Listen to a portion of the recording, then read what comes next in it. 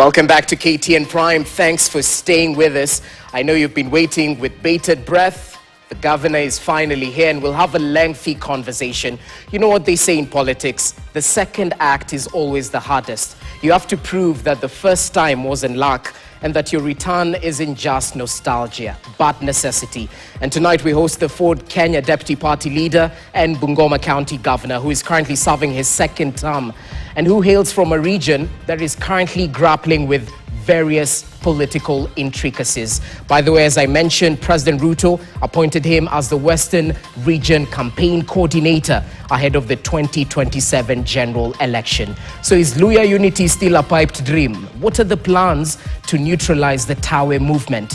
What about Ford Kenya's stake in the Kenya Kwanza administration now that ODM seems to be gearing up for a coalition with the UDA party? Let's get right to it. Governor Kenneth Lusaka, welcome back. Thanks for your patience. Thank you so much. Asante for your time. So let's get right to it. And right before we get into matters to do with Bungoma County, I'd like to touch on politics in Western Kenya region and perhaps borrowing from a recent opinion poll that put one of your colleagues, Governor for Trans Nzoia County, George Natembeya, at the forefront in terms of being a quote-unquote Western Kenya kingpin. That opinion poll said he's the man to beat. And at the national stage, we've been seeing the Tawe movement, all things to do with these slogans. Is he the man to beat in 2027? Is he the kingpin? Is his message resonating with the masses in Western Kenya? Thank you so much. You know, one, it depends on what he's going for. What does he want? And you know, polls are also, there have been a bit of contention even about those polls. What was based on, because even some of the people who are being ranked have not shown interest in anything. So that gives a bit of credibility issues on the polls itself. But Natembeya is a colleague of mine. We've worked even in provincial administration. We are good friends. What we want for Western Kenya are practical alternatives and solutions to the issues affecting the people. Yes, it's very easy and simple to mention them. But what alternative are you offering? Like I did say during the introduction, you can say, we say no to poverty because Tawe means Tawe no to poverty, no Tawe to jiggers, all those things that you're talking about. But what solutions are you offering? What alternatives are you putting in place to address those issues that you are raising? And of course, I'm older than Natembeya in politics. And sometimes when you are new in politics, there's a lot of excitement. People will go. And our people will like sometimes that those sloganeering. You remember even when Wamalwa Kijana came, there was the grand march to State House. Did we get to State House at that time when he said we did not? Ruto must go. All those kinds of things come up. But all that we want to say, he's one of us, he's my colleague, and as also a leader who has been elected in Trans Nzoia. All we are saying is that we want to sit together. Let us listen to each other. What is it that you are saying to our people? And some of the issues that you are raising could be very pertinent. Nobody wants poverty. Poverty is not a virtue. All of us want to live a better life. So can we all come together and sit and say now, how do we make the lives of our people better? People don't eat slogans. Traders don't go to the markets to sell political statements. You go there to sell the goods that are there. And that's why we are saying, and that's why you have seen the four of us, the four governors, myself, Barasa, Otuoma, and Otichilo. After the president said, I coordinate the activities of Western, we already had a meeting. And we are saying, how do we approach this? So that if we go as one united team, we will be able to have a better bargaining power. And that's what we are saying, that what Natembeya is also raising, instead of just saying Tawe, come and let us sit down. Let us have a strategy of how we address the issues that we are talking about. If it's about, say, budgets, because you must be where budgets are made, if it's about policy, so that we address the issues of poverty together. But if you walk alone, if you go in isolation, definitely you will not go very far. But if we move together, then we can be able even to realize that. So, and again, it's not competition, it's complementary. Let us complement each other. Let us tap on the strength of each leader who is in Western. We have heard, you cannot wish some of these, because sometimes, you hear them saying, oh, Wetangula, no, Musalia Mudavadi, no. You cannot wish away some of those leaders who have been there, like Wetangula and Musalia Mudavadi. They also have a constituency. They have a following. They have played a key role in the development of Western. And in any case, it's not a crime to be old. All of us are going to grow old. You remember the young Turks. This is not the first time. True. In Western Kenya, we have had people like Dr. Mohesa Kitui, Msikari Kombo, Munyasia. We had people like Martin Shikuku who were also younger that time. And even when you extend now the region, James Orengo, people like Kisumu Governor Anyang' Nyong'o, who are called the young thugs. But you see, at some point, you then now realize that how do we then translate all this sloganeering into tangible, practical things to address the issues that you are raising? But I'll have to be the devil's advocate here, and forgive me, because at the end of the day, if his message wasn't hitting home, then I guess you wouldn't be worried. There's a reason why that message is resonating with the masses, because I've seen this talk about old guard versus the young Turks. He's trying to water down the political weight of Musalia Mudavadi and your party leader, Moses Wetangula, who still happens to be speaker, by the way. Talk to us about this old guard versus young Turk approach. Is the influence of Musalia and Wetangula feigning in Western Kenya region? Of course, it cannot be the same, but you cannot wish them away. My approach is let us be intergenerational. Yeah, you cannot, even as we will grow old. I was young. Natembe is younger than me, but he'll also get old. So let us also tap into what the older generation have, the leaders who are there, Musalia Mudavadi, Wetangula, and the rest of the people. And let us also, we're not saying that we are not ignoring what the young leaders are also saying. Let us also build them, but you cannot isolate. You cannot win alone. You also must now work with the other older leaders who are there. That is all that I'm saying, that they also have a stake. They have a constituency that still believe in them. Okay. Yes. And as the Western Region campaign coordinator, briefly, what exactly played out in the Malava constituency race? Because that was one of the closely watched races in this by-election. Well, your camp emerged victorious. Talk to us about this. Yeah, and that's why I'm telling you that sometimes when you see big crowds and you see, all this sloganeering, like I'm saying, it does not translate into votes. And that's why I'm saying that sometimes we must be very careful about, just rhetorics and statements. Because at the end of the day, at the last minute, people will come back to their senses and say now, as we vote for so and so, what are we going to benefit? How is this vote going to translate into development? Mm-hmm. So we won Malava, and that also gives you an indication of where the politics are going. And world over, any election that is done mid-term of a government gives a direction of how things are going to go. Look at 2020, when we had the by-elections in Juja. Before the 2022 election. Before the 2022 election. In Kiamba and Juja. You realize that the current president's party, Kenya Kwanza, won those by-elections. And that was a clear indication of where things were going. And that tells you, even in Malava, you see there was a lot of chest thumping from the opposition. We are going to win. We are going to do that. And you have seen they have gone underground. They kept quiet because when the results were declared, they realized that they were not as popular as they had created that impression. And that's why I was telling you that even that kind of polling, it has issues. That's what I was saying. Is it really a reflection of what is on the ground? Okay. So I think Malava, Mbere, and the elections that we had there were a great indicator that people, at the end of the day, they begin to look at the realities of what their voting is going to translate into. Okay, I'm trying to take a look at the numbers in the 2022 presidential election.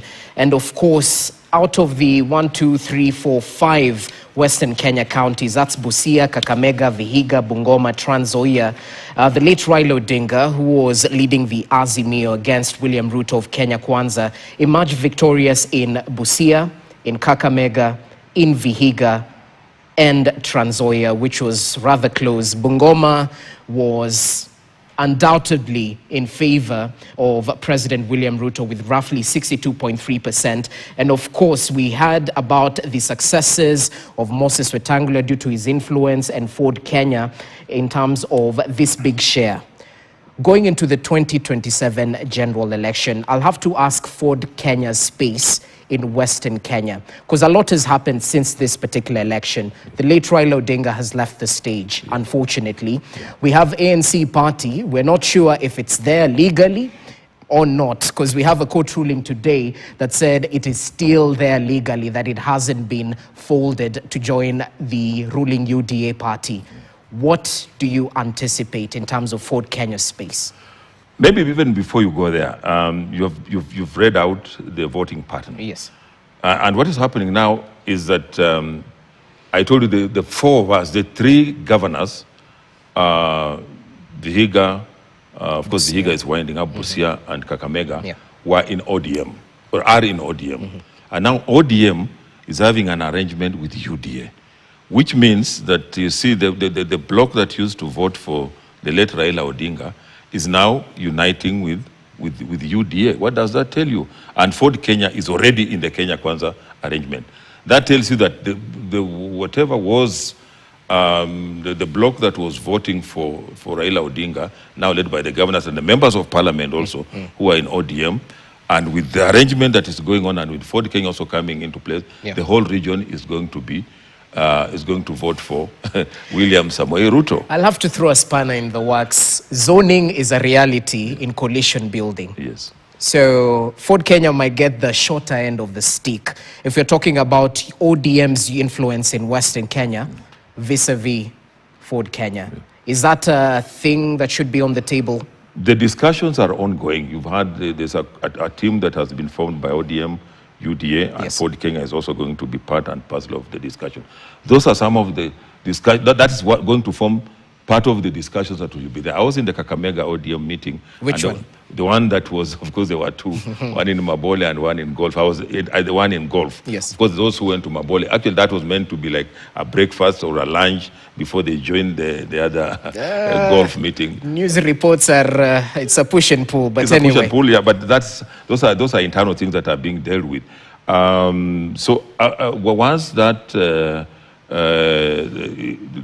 they did mention that they want the zoning, but that's a discussion that is going to be on the table. Because at the end of the day, what do we want? We want to vote or to vote for President William Samoei Ruto to win. And that seems to be our convergence as we discuss. So if the zoning will assist in achieving that, well and good. If it will not, those are the discussions that are going to be on the table, and they're going to be very open. Okay, well, a lot is happening in that space because the ODM and UDA Central Management Committee gave the green light. Yes. And as infighting rocks the ODM party, I'd like your take on what exactly we're seeing playing out following the unfortunate demise of the former party leader, Raila Odinga, the late. Right now, it seems there are two camps, at least from our point of view. And at the end of the day, as a stakeholder in the Kenya Kwanza administration, I'm pretty sure you are heavily invested in how ODM turns out. Yeah, that was expected. Of course, you know, Raila was a father figure rather in ODM, and with his demise, there was bound to be that disturbance. There was bound to be a bit of jostling and, you know, trying to find space. But those are internal things that I'm sure will be resolved. In any case, you know, when a tree falls, of course, there are some disturbances, you know, that come along. Some birds who are perching on that tree will also fall down, maybe disappear. Some may die, some may not die. But I believe that this is a reaction that we expect that we see when a leader of that magnitude, who had held ODM together for a long time, passes on, then that is expected. Even when Ford Kenya, when Ford was formed. Exactly, I was about to take you back. It will split. Do you see the ODM splitting? No, I don't think it will split. I'm sure a way will be found. Even when Jaramogi died and all that, remember again, the origin of Ford, there was a bit of disturbance, but again, they came together. There was a bit of split, but Again, eventually they met and they remained together in terms of where their focus was as an opposition. Okay. Now, what's the space of Ford Kenya? Because you're on record mentioning that the party remains in Kenya Kwanza and will support President Ruto's re-election next year. But as you mentioned that you will be going for grassroots elections in April, you mentioned that you're ready to renegotiate for a fresh stake in the ruling coalition ahead of the next general election. With the entrance of ODM into this big political divide, what does it mean for Ford Kenya? Because some might ask, what if ODM says that position of Speaker of the National Assembly should come to us, a bare minimum? We are going there as a partner of Kenya Kwanza because ODM is coming to negotiate with UDA. UDA had an arrangement with Ford Kenya, which still stands, and there were agreements that were there. So that discussion, because as you even demand that this will be, we already have it. We already have the the speaker's position, okay? So it's already with us. So we will also have a say in what is, if you are taking the speaker from us as Ford Kenya, what are you offering? What are you giving us? Because you are also coming and we're also part and parcel of this arrangement. So those are the discussions that will be ongoing, because everybody will then have to say, okay, we are moving together. Because at the end of the day, like I did say, we are going to have a presidential candidate. And in my view, that is William Samoei Ruto is going to be the presidential candidate. So once he's there, then we will agree, okay, ODM, this, Ford Kenya, this, and another like-minded parties that will be part of that arrangement will definitely have to agree. Do you have irreducible minimums as Ford Kenya? Yeah, with that I cannot discuss now. Come on. But we are, of course, Give as us a a party, hint, Governor. I can't give you a hint. Yes. That is going to be, that is also our secret weapon. I cannot discuss here because it must be discussed by the party organs and agree that as we go into this negotiation, this is what we have. Yeah. Okay, I hinted a little bit earlier on Western Kenya unity, and I'd like you to break down how exactly this will be materialized, quote unquote, because at the end of the day, that elusive Luya unity is a word that has been used time and time again.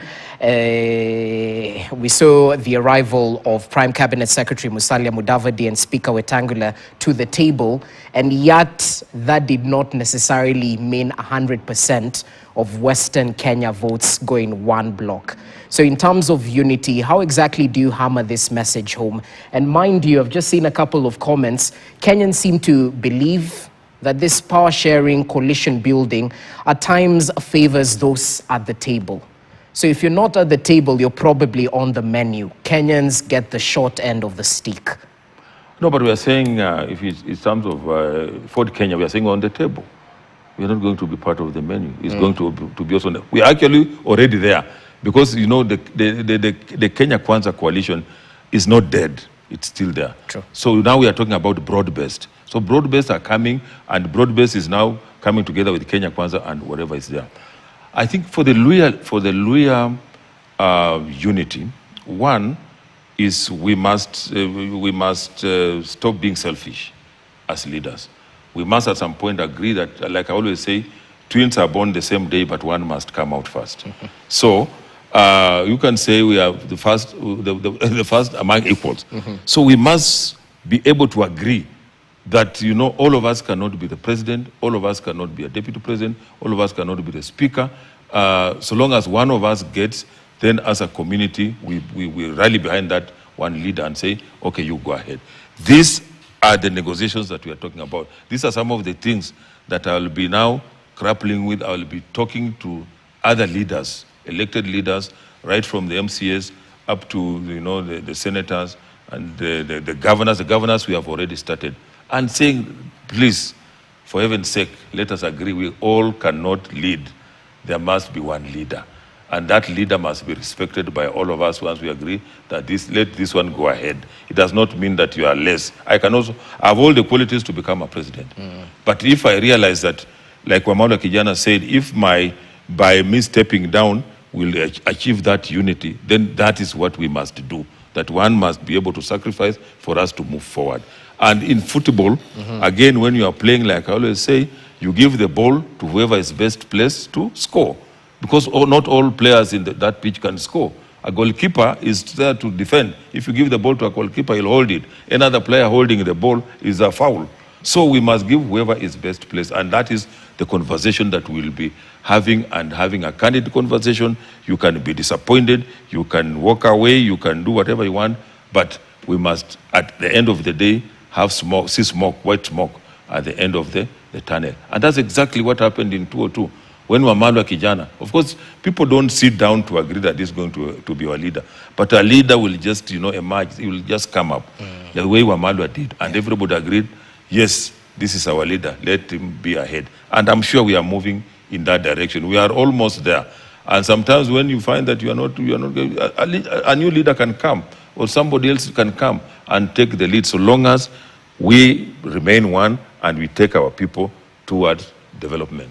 Okay, now let's bring it down to the common Mwananchi. At the end of the day, how has this speaking in one voice, especially in Western Kenya region, benefited the residents of this populous region? Because I don't want to pour water, throw the baby with the bathwater. We've heard of stalled development projects time and time again, especially echoed by the leaders in the united opposition. And this is one of the criticism that is perhaps fronted to the leaders of the Luya nation, that you're there, you have positions, but why isn't it trickling down? Okay, listen to the leaders who are talking about the united opposition. Where were they? They have been in government. Yeah? They have been in government. There was a time, my former party leader, before I became the party leader of New Ford Kenya, Eugene Wamalwa, who has been a cabinet minister for 15 years in a government. People like Kalonzo Musyoka have been in government. And all these other, we are not talking about strangers. We're talking about people who we know who have been in government. If there were stalled projects, what role did they play in making sure that these projects are revived? And that's why we are saying that now we can see light at the end of the tunnel. Because even that time, in 2002, when Wamalwa, that's why I was talking about the unity of the region. When Wamalwa became the vice president, that's where we had now had infrastructure, the road. This was from Webuye all the way to Kitale, Kakamega Road being done. This time where we are saying, for example, William Ruto, we can see, to the common Mwananchi, he has fixed the sugar sector, the privatization of Nzoia as we speak now, where farmers would deliver cane and they just leave it to God to be paid. Sometimes they are not paid. Now, with the privatization, Nzoia Sugar is now working.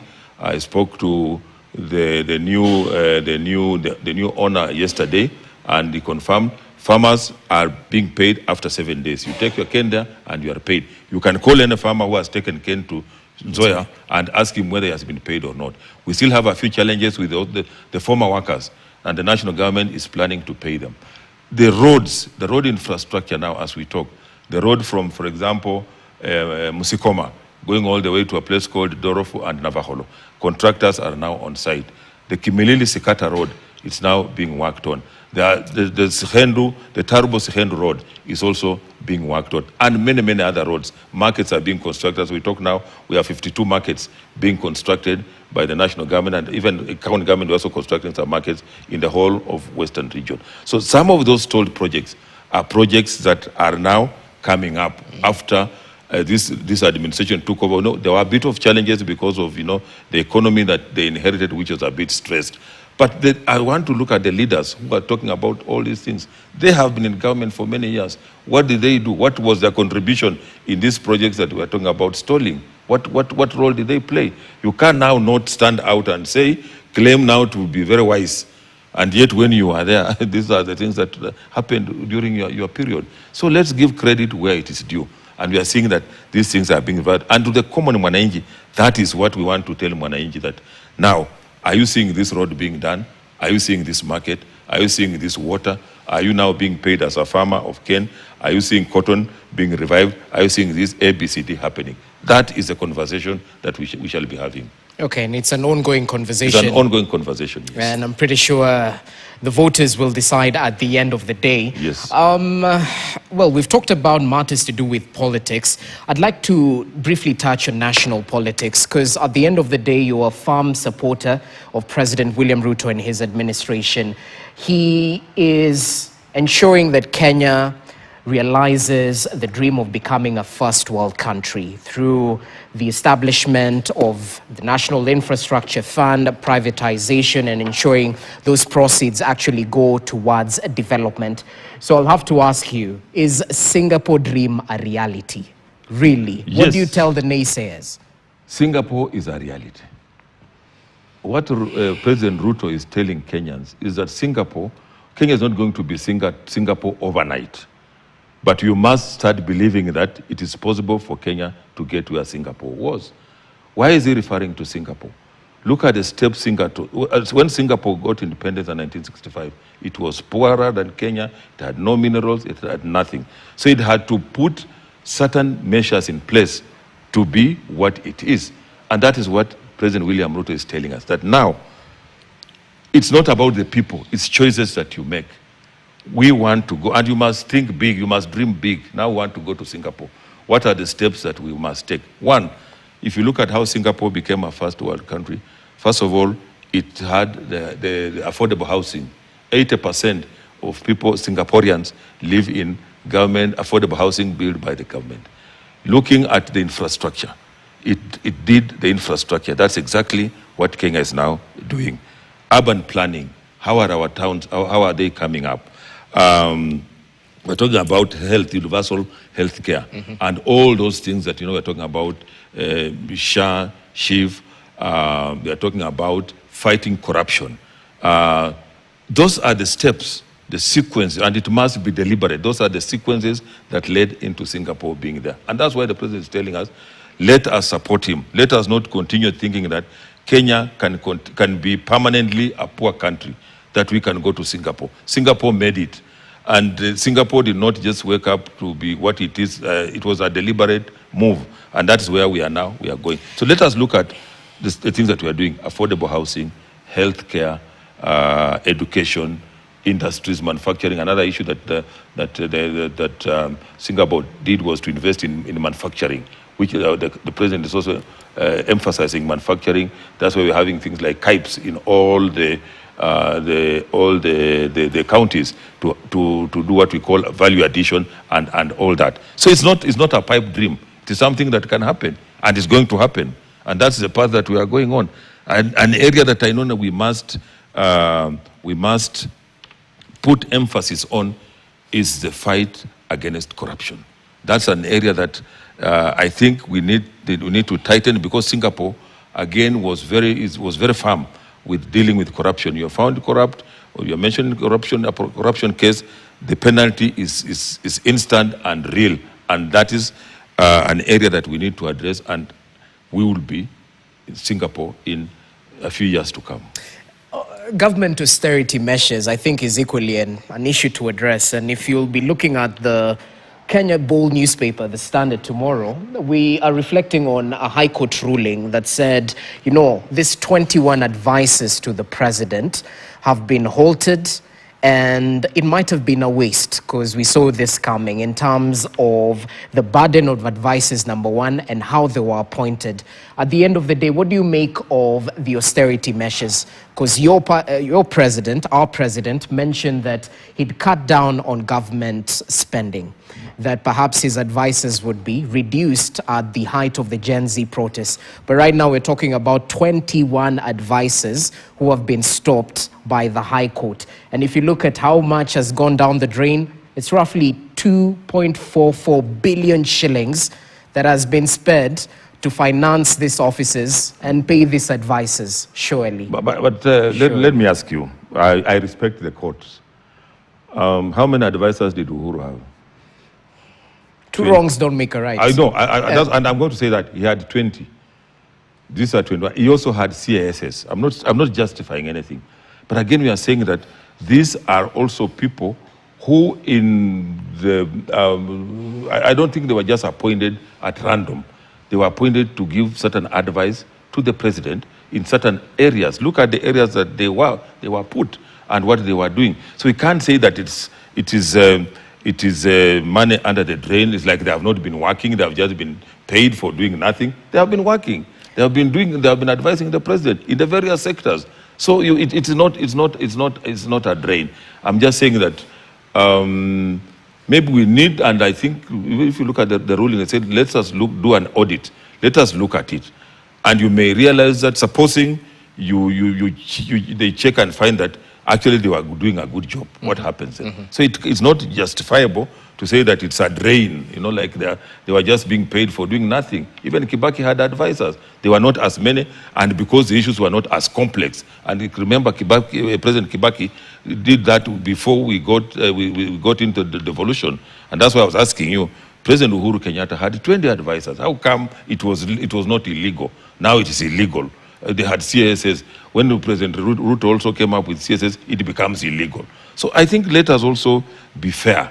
Let us be fair. Let us be fair to the president, because he must also be able to deliver, and he has a reason why he has put people to assist him. Even us as governors also, we also have advisors who advise you on some of the things that we do, because you need different experts in economics, in agriculture, in gender, and all those kind of things. But tell me this, isn't it a duplication of roles? If we have advisors at the Ministry of Finance who touch on economic matters, and then the president has an advisor on matters to do with economy, isn't it a duplication of roles? Not a duplication. It depends on what aspect you are dealing with. All I'm saying is that I don't think that the president, of course, even to have taken that decision, even before, he must also have been advised. Yeah, he must have been advised. He must have sought legal opinion even from the Attorney General and other people who advise him on what he should be able to do. So I'm just saying, okay, we respect the court ruling, but let us also be fair to the president. Speaking of being fair, there are 3 pillars of Singapore, and we heard about them: meritocracy, yes, pragmatism, yes, and fight against corruption. Yeah. Has Kenya ticked all those boxes under President William Ruto from where you sit? That is why I was telling you, President William Ruto is not saying that Kenya will become Singapore in 24 months.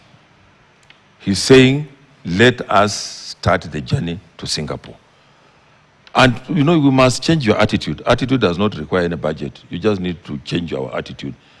Put it in your mind that we can become a Singapore. But we need to walk the talk. We are walking the talk. That's what we're walking the talk. But he needs the support.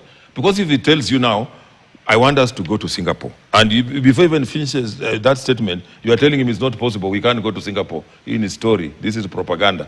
You must accept that, yes, we want to go to Singapore. And he's telling you now, then ask the next question, so how do we get to Singapore? Then he tells you, okay, we are going to deal with meritocracy. That's why we have, if it's hiring the public service, and I know that's one, I told you I'm a student of political science and history. That's one of the pillars that Singapore put in place, meritocracy. If we have public service commission hiring people, and the president had been emphasizing, let merit be let merit guide the process of hiring anybody. And that's why even when you are appointed, you go for vetting to counter check that you have been appointed. Do you qualify for that particular job? And then you talked about what pragmatism. Let me get that word right. Kizungu pragmatism, yes. Yes, pragmatism. And the third one was? Fight against corruption. Yes, fight against corruption. The president has also been very clear and open that the agencies that deal with corruption need to deal with corruption. And that's why we have the EACC, the Anti-Corruption Commission. He has never interfered, he has not interfered with the EACC in doing their business. All that we are saying is that they must also be objective, they must do their work well, so that when they're presenting a case, it's not malice, it's not witch hunt, it is not politics, but you are fighting corruption, and everybody can see that this is a case that is a corrupt case. It goes to the DPP, then it goes to court. So that all those sectors playing their roles. The president himself has pronounced himself on that. And if, for example, it's not happening, you cannot blame the president. We look at the institutions. And when you look at even that Singapore the model, one of the things that they're insisting on are institutions, strong institutions. So we need to have strong institutions. If there are institutions that fight poverty, if there are institutions that are dealing with the audit and all those. So strong institutions. And the president has pronounced himself. They are giving them enough. And when you go to the National Assembly, who appropriate money, let them give enough budget to these institutions to be able to operate. Okay, I'll have to paint you're speaking from an ideal point of view. The reality is, if perhaps we had a commission of state capture, we'd be able to ascertain the independence of these institutions, because state capture is a reality, not just in this administration, but the previous ones. So the strength of these institutions might be watered down due to such. But how did Singapore make it? How did Singapore make it? Because you see, like, people talk, when it favors you, then it's right. When it doesn't favor you, it's not right. I remember my friend, classmate, the former DP, said he was talking about state capture so much. Then he became a deputy president. So what happened? You know what happened. So I think, one, let us have faith in our institutions. Let us believe in them, because that's why they are there. Even in football, when you are playing and anytime you want to score, they say, no, remove him. He can't score. He will not score. So like I'm saying, let us build our strong institutions, and that's how Singapore went. Let us give them enough budgetary allocation.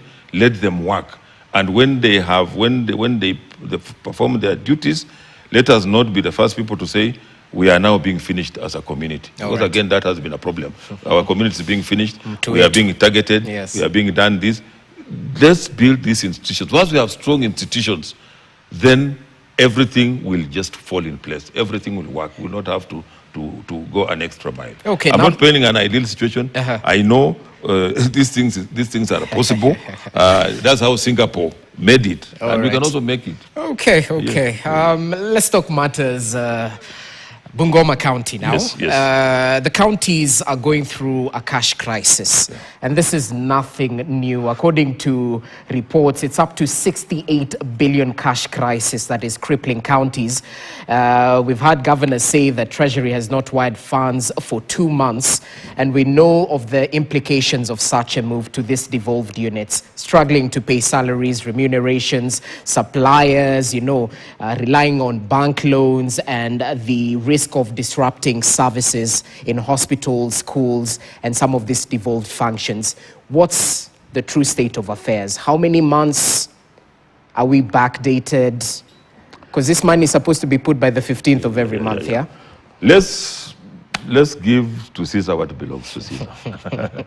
As we speak, I know there were those challenges, but as we speak, Treasury has released up to December. So it's just January. It's just January. And December's hit their accounts. Released and hit their accounts. Yeah, it was released. We got the alert 2 days ago. That December allocation has come. I know in the past administration, it used to delay up to about 5 months, and that really disrupts services in the counties. But as we speak now, at least this administration has tried. There was a time we had about 2 months, but then when we again had the discussions, because dialogue also helps, they were able to put money. But we would want that trend to keep up, because the constitution is very clear on when money should hit the accounts of the counties. And that really helps us to pay our suppliers, to pay the contractors, to get services running. Because when it doesn't come, you realize that most contractors now are running away from the counties.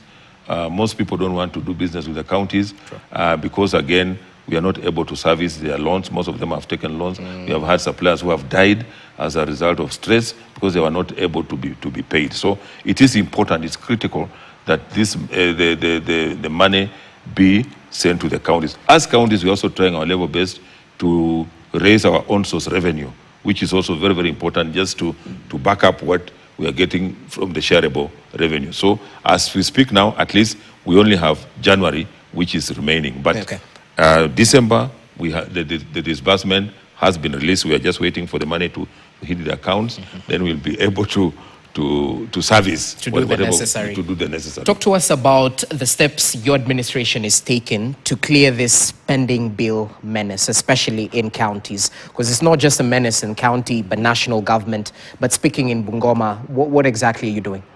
In Bungoma, what we have done, one is to verify the pending bills, because again, we have a challenge where you find some bills that are brought are not genuine. So we have done the verification, and we will be paying, because again, the law says pending bills are a fast charge. What has also been contributing to the pending bills sometimes, and I'm doing my second term, and with a lot of them now experience. One problem that has affected counties is where they are not realistic in what they will be able to raise as counties, their own source revenue. So once you say you are going to raise, say, 1 billion, and you raise 500, half of that, that automatically goes to a pending bill, because you will budget based on what your projection was. What are your figures for OSR? OSR now we're about 500. Although we can do better than that. Okay. Yeah, so because we know they used to give like 1 billion, then we are not able to do that. So we have tried to seal loopholes. And one of the things that we are doing is to minimize human money conduct, so that we want to do most of our things, through what is it called? Digital. Digital platform, so that we are collecting money. If it's bus parks, if it's markets, we go digital. That way you realize more funds than... I have to ask a controversial question. How many accounts does a county have? Yeah, people have talked about those accounts, that Bungoma has more than 300 accounts, that kind of thing. But you see, those accounts are accounts that most of them belong to vocational training centers, VTCs. There's no way... You explained in Parliament. I explained in Parliament that time. So how many are there as we speak right now? We checked it about 200 or something like that. We're trying to reduce, because some of those vocational training may not be viable, so we are closing them down.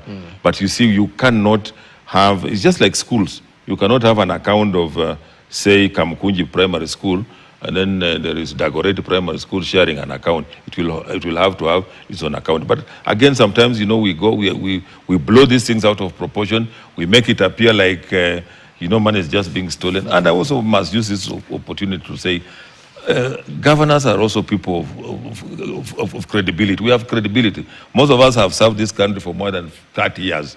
So for anybody just to be imagining that the governors are thieves, if there's any account, then it is an account to steal money, is wrong. And that's why I'm saying we must have confidence, even in the leaders that we put there. I love to tear Kenyans here. They've been proved wrong so many times. No, but let me tell you. For example, 243 Kenyans voted for me as a governor after I presented myself to them as a second time. 43,000. 243,000 voted for me. Do you think that 243 people in Bungoma can just come together to vote for a thief, or to vote for somebody who's not going to perform, and my colleagues in the other counties? So how come? This is a very good person. The moment you vote him in, then you want to... But come on, your predecessor, the guy who served the second term, is facing a corruption case, right? Yes. And people voted for him, right? Yes, people voted for him. And money was allegedly misappropriated. It is still a matter in court. We can't judge him now. Yeah, innocent. You are innocent until proved guilty. All right. There was this issue I need clarification on. When you are making your case in Parliament about this multiple bank accounts credited to Bungoma County, they raised an issue about a signatory who was signing up to, is it over 50 or 70 bank accounts? Has that been looked at? He was a county official, I believe. That was looked at. Okay. You see, a lot of those institutions fall within the sub-counties.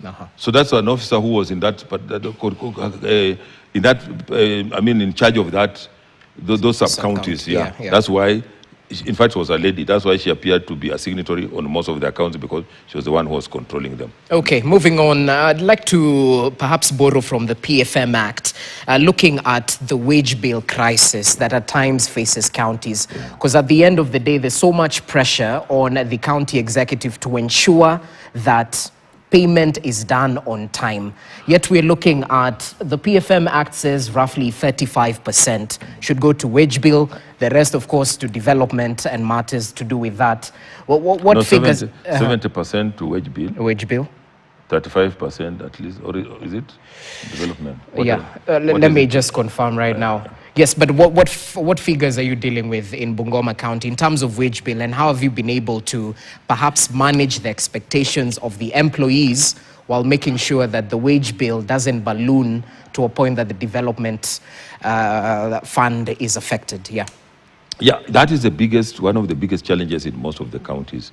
Because again, you have people telling you, employ our children. We want to create employment for our youth. Exactly. At the same time, you are supposed to balance that with development. So as you recruit people, because again, people also must get jobs, you find that you again end up going maybe beyond what that figure that the PFM talks about. In fact, that figure should be relooked at. I don't know what it was, how they came up with that percentage. By the way, we have challenged it also. Yeah. And again, you know, we are also running a political government. You get there and people are saying, you know, okay, the devolved governments also came there to assist our children get jobs and whatever.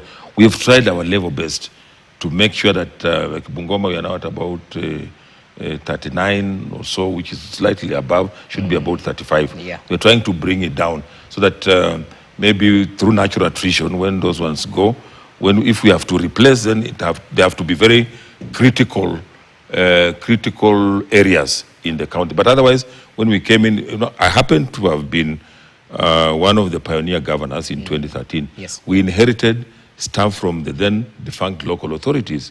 And there was no way we would have dismissed them. We tried, and we were taken to court, to the labor court, and said, you can't send away these people.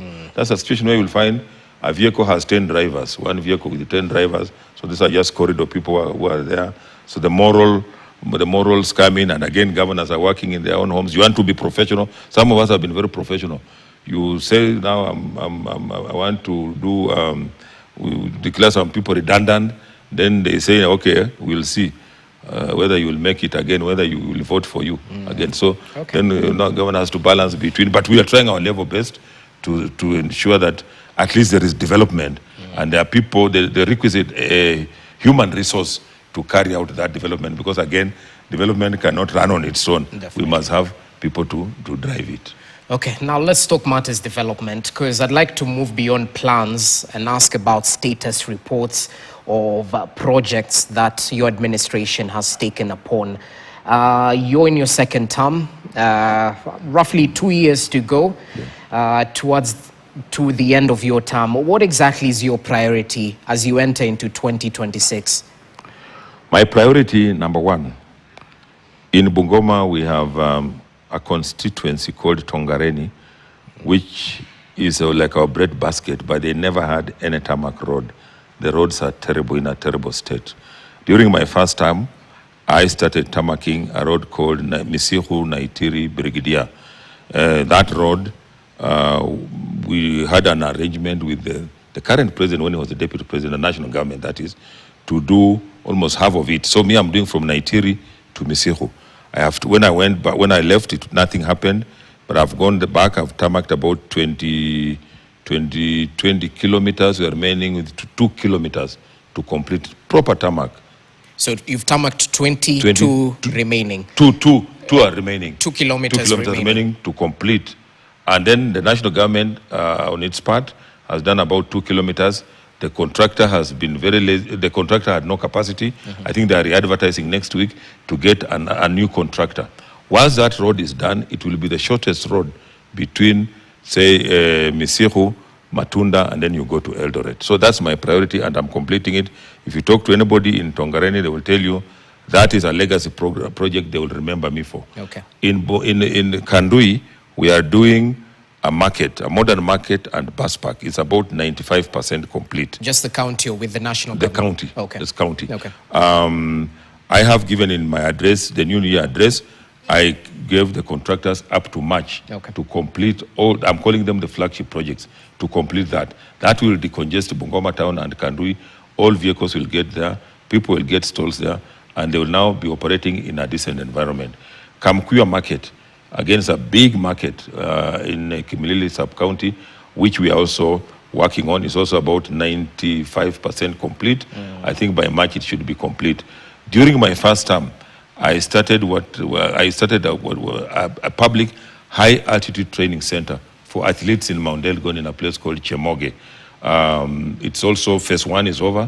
We should be launching it anytime we want to have a marathon there, launch it and complete even phase 2. It's the first public high altitude training center in the Republic. The rest are private. Masinde Muliro Stadium, of course, we did phase 1. The national government is doing phase 2. By weekend, they will be finishing putting the canopy. It's going, actually, Masinde Muliro Stadium it has the same capacity like Nyayo. It's one of the best stadiums. We did the phase 1, which was the pavilion and all that. Then, of course, we're also doing, there's an energy center, which we negotiated with, it's in Bumula, which we negotiated with the REREC, that's the rural electrification. Again, works are ongoing. And we have equipped also a 300 capacity bed in Bungoma town. And we are also in the process of equipping. That's a hospital, yeah. That's the hospital, yeah. We're also in the process of equipping another one in Sirisia, 100 bed, and Bumula. These are projects that are just at the tail end we're about to complete. And also when I came, having been a student of devolution, both in practice and in theory, I have given money to the wards. The ward, what we're calling the Community Empowerment Fund. This money is ring-fenced for the wards. So the MCS, although their role is, it's akin to CDF, but they don't control it. So they are doing smaller projects in the ward. So if you go to every ward, there is an activity going on by my government, so that we avoid a situation where if an MCA differs with me, I don't have to punish the people of that ward because we have differed. Their money will be there to carry out projects. And the MCA, the ward administrators, sit down with the Mwananchi to identify what they want. So you'll go to a ward, like say Musikoma, they will say, we want to do roads. This time, we want to do water, and that is done based on what they have agreed. So I've devolved the funds to that level, and there are these flagship projects that are ongoing. You go there, you will see them. Okay, interesting. Yes. Well, so much to say. I wish I could get a trip to Bungoma nijione vitu kwa ground, but I'll have to take your word for it, sir. Yes, I'm a very trusted leader. Kabisa. Okay, now let's finalize, because our time is up. How time flies when you're having fun. As we finalize, you're on your second term. We've seen interest in people succeeding you in 2027. And if I may name a few, Member of Parliament Didmas Barasa, we have the Westlands MP Team Wanyonyi, just to name a few. Yeah. Have you thrown your weight behind any of these candidates? What next for Lusaka, apart from organizing campaigns? What are you angling for? One, I have not thrown my weight behind anybody. All that I'm telling our people is that let's do a SWOT analysis of all the candidates. Let's look at their strengths, their weaknesses, opportunities, and threats. So once you do a SWOT analysis, that should be then go by elimination. Look at all this. If somebody has more strengths, that is likely to be the right candidate to succeed Lusaka as a governor. If the weaknesses are too many or the threats are too many, then you have to be very careful about it.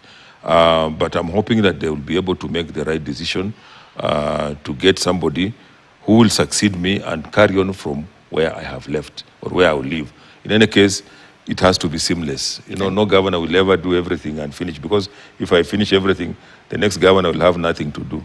But I know we have strong, and when the competition is going to be very crueling. When the competition is tough, you get a good governor. But if it's a walkover, you will just work knowing that after all, there's no challenger. But if you get somebody who knows that somebody is watching, and if you don't perform, there is somebody who will come, who who is breathing fire on your back, then they will perform. For me, I think for now, my focus is to leave a good legacy in Bungoma. Having served them for 2 terms, I even served them when I was a PS, although I was national, but I did quite a lot of things. When I was a district commissioner, I also did a lot of things. So for now, is to do my legacy project, then fight for President William Ruto to win his 2nd term. Hapo mbele tutajipanga. John, I'm also very, very religious. John chapter 14 verse 1 says, in my father's mansion there are many rooms. So tutajipanga tu huko mbele once we have delivered. For now, is legacy to deliver. Number 2 is for William Samuel Ruto to win his 2nd term. Then we see how we can assist our people in other capacities that God will provide for us. Interesting. Well, Governor, thank you so much for your time. I wish we had more time, but that's how we call it a wrap right here. So much to talk about, but I'm happy we're able to tick most boxes. Really appreciate your input as the Deputy Party Leader of Ford Kenya, as the Governor of Bungoma County, and as the Western Region Campaign Coordinator. Well, you have a lot of work ahead. Hoping to have a conversation as you exit office, as we get to a status update of your legacy as well. So do make time for KTN later on. Yeah, thank you so much. This was very nice. I will always be available to come and talk to our people, because I think, again, this is a very good forum through which we can communicate, because sometimes our people perish for lack of knowledge. Once we give them knowledge, they will be able to know where we are going and where we have come from. Definitely. Think of this as perhaps civic engagement. Yes. So do it more often. We'll be reaching out to your team again. Thank you so much. Asante sana. And that's how we wrap up tonight's edition of KTN Prime. I hope you're adequately informed. On behalf of the entire team, including Meresha Witu, our sign language interpreter, we say thank you. Enjoy the rest of your viewing. My name is Jesse Rogers. Good evening.